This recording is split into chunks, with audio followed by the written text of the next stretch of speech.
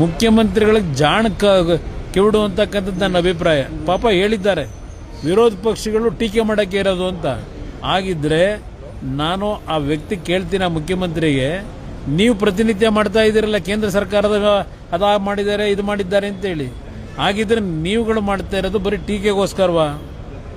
ಇವತ್ತು ದೇಶದಲ್ಲಿ ಮಾಡ್ತಾ ಇರ್ತಕ್ಕಂಥ ಟೀಕೆ, ನೀವು ನಿಮ್ಮ ನಾಯಕರುಗಳು ಇವತ್ತು ಕೇಂದ್ರ ಸರ್ಕಾರದ ಮೇಲೆ ಏನು ಟೀಕೆ ಮಾಡ್ತಾ ಇದ್ದೀರಿ, ಅದು ಬರೀ ಟೀಕೆಗೋಸ್ಕರ ಮಾಡ್ತಾ ಇದ್ದೀರಾ ನೀವು. ನಮ್ಮ ಮೇಲೆ ಆ ಒಂದು ರೀತಿಯ ನೀವು ಆರೋಪ ಏನಿದೆ, ಹಾಗಿದ್ರೆ ನೀವು ಮಾಡ್ತಿರೋ ಕೆಲಸ ಏನು ದೆಹಲಿಯಲ್ಲಿ?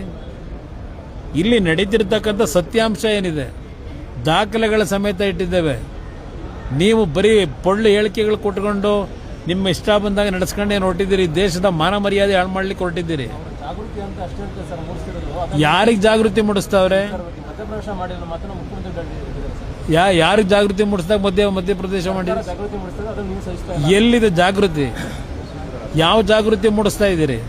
ಅಕ್ರಮ ಮತದಾರನ ಸೇರಿಸಿ ಅಂತ ಕ್ರಿಯೇಟ್ ಮಾಡೋದಕ್ಕೆ ಜಾಗೃತಿ ಮೂಡಿಸ್ತಾ ಇದ್ದೀರಾ ನೀವು? ಇದನ್ನ ಕೇಳಲಿಕ್ಕೆ ಬಯಸ್ತೀನಿ. ಯಾರು ಯಾತಕ್ಕೆ ಪ್ರತಿಭಟನೆ ಮಾಡ್ತಾರೆ? ಅಕ್ರಮ ಮತದಾರನ ಸೇರಿಸ್ತಾ ಇಲ್ಲ ಅಂತ ಪ್ರತಿಭಟನೆ ಮಾಡ್ತಾರ? ಚುನಾವಣಾ ಆಯೋಗದ SIR ನಲ್ಲಿ ದೋಷ ಇಲ್ಲ. ಆ SIR ನ ಅನುಷ್ಠಾನಕ್ಕೆ ತರಲಿಕ್ಕೆ ನಿಮ್ಮ ಅಧಿಕಾರಿಗಳನ್ನೇನು ಬಿಟ್ಕೊಂಡಿದ್ದೀರಿ? ಈಗ ನೀವೇ ಮಾಡಬೇಕಲ್ವಾ? ಅದನ್ನು ಮಾಡ್ತಕ್ಕಂಥ ದೋಷ ಇದೆ.